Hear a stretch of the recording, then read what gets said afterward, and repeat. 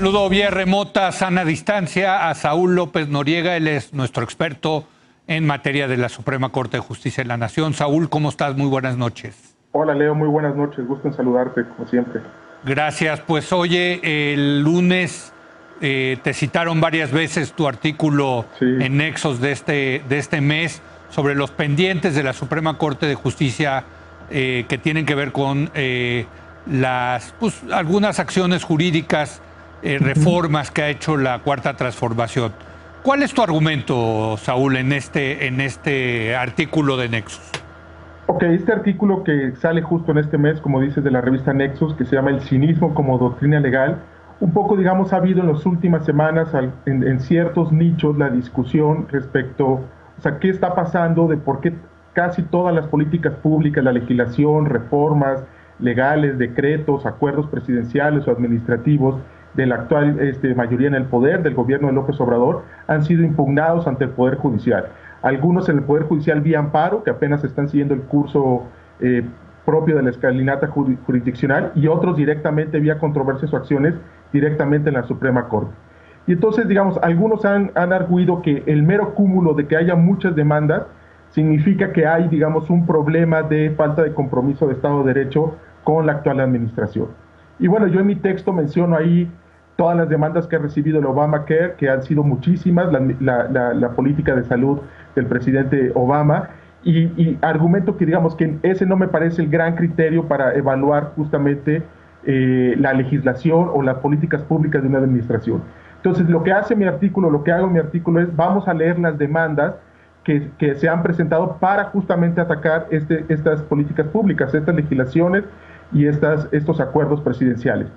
Y entonces aquí lo interesante, Leo, es que lo que yo encuentro son como tres aspectos claves. En primer lugar, es que en muy buena medida los argumentos de estas demandas, y no es en demérito de los litigantes, es que no son argumentos particularmente creativos, no son, digamos, diatribas o fobias en contra de la 4T disfrazadas de aspectos legales, no es una cuestión visceral, sino son cuestiones muy, muy básicas de cómo debe de operar una maquinaria propia de una democracia constitucional. A ver, danos un ejemplo. Por ejemplo, hay las demandas que hay en contra de la Ley Federal de Remuneraciones de los Servidores Públicos, no tienen ningún problema con que el criterio para tasar el salario de todos los servidores públicos sea el sueldo del presidente. Sí. Lo único que dicen es, oye, el sueldo del presidente se debe fijar, uno, bajo criterios objetivos, y dos, debe haber una diferencia entre los gastos privados del presidente, ya no se le deben de pagar los gastos privados al presidente y a su familia, y él con su sueldo debe de pagar esos gastos, y ese es todo, digamos, el litigio en muy buena medida, hay más aspectos técnicos, pero en muy buena medida gira en torno a eso. Oye, pero es un buen argumento, ¿no? Porque, totalmente, digo, el presidente tiene un sueldo más allá de su sueldo, o sea, recibe muchas prebendas del Estado mexicano, ¿no? Entre otras cosas, la renta de un palacio. Entonces, el usufructo de vivir en un palacio, ese no está considerado en el salario integrado. Entonces, un poco la propuesta es, lo integremos, o sea, lo consideremos todo y justamente en esa línea hagamos criterios objetivos para fijar el salario, ¿no? Otro tema, por ejemplo, nadie está en contra de que las facturas falsas sea un serio problema en la recaudación. Es otra demanda que se presenta. Es otro problema en la recaudación, ¿no? Y que debe ser atacado. Pero una demanda que se presenta en contra de esa reforma dice, en serio, el emitir facturas falsas es un problema de seguridad nacional, y lo que más critica la demanda es que ese criterio para definir como un problema de seguridad nacional no está argumentado en toda la legislación. No hay ningún argumento, una racionalidad que trate de justificar por qué el emitir o comprar, vender facturas falsas es un problema de seguridad nacional. Entonces, si uno empieza a revisar varias de estas demandas, lo que uno se encuentra, Leo, es que en el fondo, digamos, hay algunas variantes en cada caso, en cada demanda, pero en el fondo hay una preocupación, no tanto por la pertinencia de las políticas públicas de este gobierno. Sé que hay mucha crítica en la opinión pública respecto a ello, pero en términos de las demandas, lo que se está llevando a la Corte, la preocupación es más bien las formas y las pautas con las que se están ejecutando, aterrizando esos proyectos políticos del presidente López Obrador. Pero dirías que es un tema de técnica jurídica, Saúl. No, es un tema de control de poder. Es decir, las democracias constitucionales tienen una serie de pautas y cauces para moderar el poder, para procesar procesos de decisión de manera gradual, pausada y siempre, como tú lo sabes, es el núcleo clave del pensamiento liberal, hay un escepticismo respecto a la acumulación y eventualmente el abuso de ese poder. Entonces, cuando tú empiezas a procesar ciertas decisiones políticas, buenas o malas como políticas públicas, pero las que empiezas a procesar sin respetar la división de poderes, sin respetar figuras como reserva de ley, sin considerar al Congreso cuando le toca legislar al Congreso, sin llevar, allí es donde empieza el problema.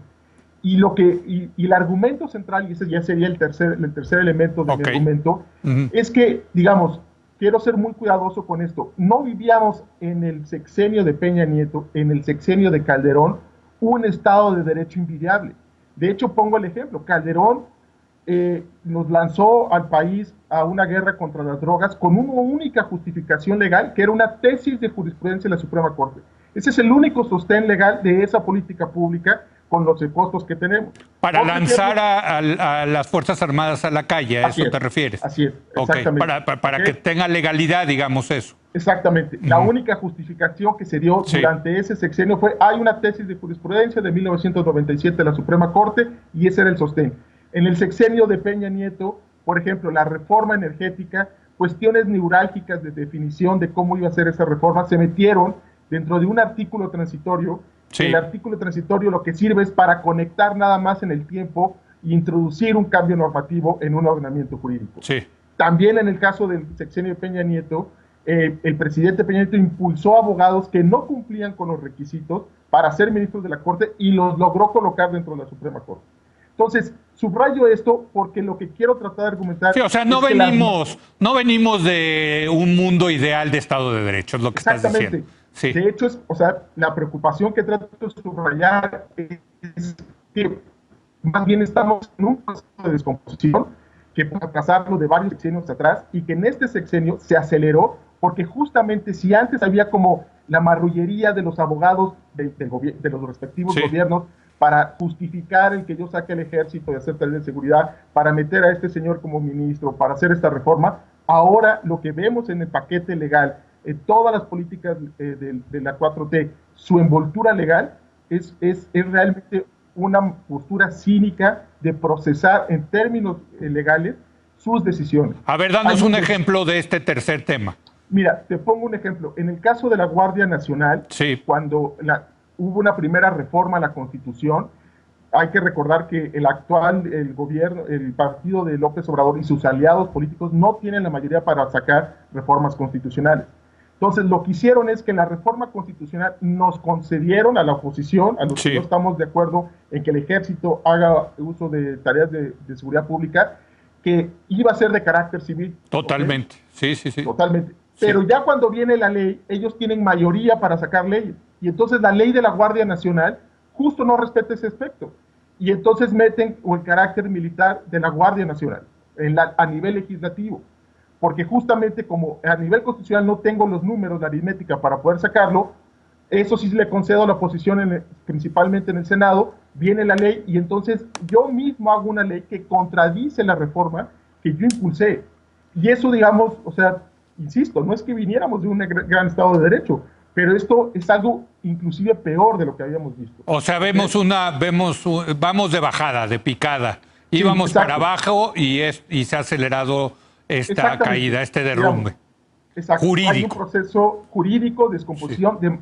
Mi preocupación es de cómo procesar legalmente las decisiones políticas y no es una cuestión de te falta este requisito, no es una cuestión de burocrática, es una cuestión de justamente controlar el poder y seguir el andamiaje constitucional que nos hemos construido los mexicanos, para bien o para mal, y siempre es revisable, pero es el andamiaje constitucional que en principio trata de asir el poder político para que no haya justamente abuso. Ahora, sí, perdón, porque me queda tiempo nada más para una pregunta y sí te la quiero hacer, que es, la Suprema Corte es el garante de la legalidad en México, del Estado de Derecho. Entonces, bueno, cuando tú me dices esto de la Guardia Nacional, yo quiero pensar sensatamente, cualquier abogado diría, va para atrás la legislación, porque es inconstitucional. No sé qué maromas puede hacer la Suprema Corte para declarar legal algo que no es legal. En buena medida, yo creo que prácticamente toda la legislación de la 4T tiene serios problemas de constitucionalidad, pero lo que yo subrayo al final del artículo, Leo, es más allá de eso y que los ministros van a discutir y votar de manera, por supuesto, autónoma. Sí. El otro lado de este cinismo como doctrina legal, el otro lado puede ser una corte que esté calculando tiempos políticos para no resolver estos temas. Y ahí es donde está el otro tema que subrayo en este ensayo. Sí. Es decir, la Corte, por supuesto, no debe de operar bajo tiempos políticos y no debe resolver bajo tiempos políticos, pero tampoco debe de ser morosa, tampoco debe ser omisa por esos tiempos políticos. Es decir, pongamos un caso extremo, que la Corte diga, esperemos a que pase el sexenio del presidente López Obrador para ya entrar... Pues sí. Y el punto aquí no solo es una cuestión... Bueno, esa sería la maroma. Exacto, ¿no? Sí. Pero el punto es que cada mes, cada periodo que no se resuelven ciertos casos, hay un costo de incertidumbre legal para muchos sectores económicos, sociales, de afectaciones de derechos y demás. Entonces, es muy importante el papel de la Corte de dar certeza al ordenamiento jurídico, de darle una lectura y una argumentación constitucional a una legislación que está en disputa. Y entonces el cierre del texto es: Suprema Corte, por supuesto, tú vota como quieras, yo lo veo que tiene serios problemas de constitucionalidad, pero los 11 ministros claramente pueden tener una opinión distinta, pero lo más relevante, Leo, es que esto se discuta y que empiece a procesarse dentro de los canales de la opinión pública y que esa discusión caiga y empecemos a procesar esos argumentos y a conocerlos. Y que ya haya certeza respecto al futuro de la 4T y las implicaciones legales que eso tiene con muchas esferas sociales. Pues te agradezco mucho, Saúl, tu participación el día de hoy aquí en La Hora de Al contrario, Leo, muchas gracias. Gracias. Un gusto saludarte. El artículo lo pueden leer, por cierto, en la revista Nexos de este mes, en línea o en la versión impresa. Hacemos una breve pausa. Voy a hablar ahora de una pandemia que se ha venido agudizando con la otra pandemia. Me refiero a la pandemia de la violencia en contra de las mujeres.